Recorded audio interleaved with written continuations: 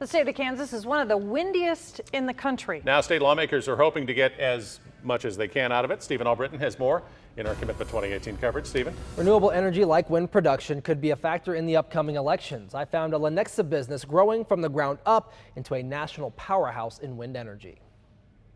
I do look back and, when we first started this thing in 2004, I don't think any of us could really fully imagine how far this industry has progressed. Tradewind Energy CEO Rob Freeman has seen the wind sector take off. We've grown the company starting with 3 people to now we have about 145 employees here. With his 2 partners, as entrepreneurs at heart, they saw a need. We have a passion for this paradigm shift that's happening specifically in the electric industry, moving toward renewable technologies, sustainability, and yes, addressing decarbonizing the grid. And according to Freeman, their success has put them on top across the country, which is trickling down to where their projects are built. At all of our projects, you see farmers continuing to farm crops all around these projects and run cattle and all that. So it's not disruptive at all. Freeman says a utility project typically only uses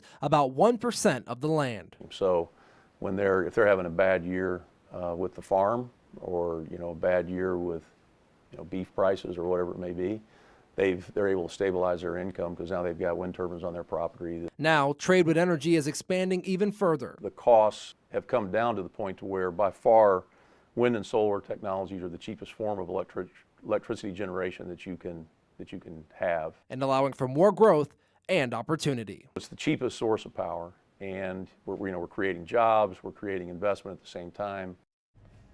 According to the U.S. Energy Information Administration, in 2017, Kansas was the 4th largest wind power producer in the country, with 36% of the state's electricity coming from wind power. Now, former Kansas Governor Sam Brownback proposed 50% of the state's energy come from renewable energy by the end of his term. So we checked with the Collier administration, and they said they support an all-of-the-above approach to clean energy, and they are on track to get to 50% in the near future. Chris? First Alert meteorologist Neville Miller in for Brian. So what's ahead tonight? Hey, Chris, it's going to be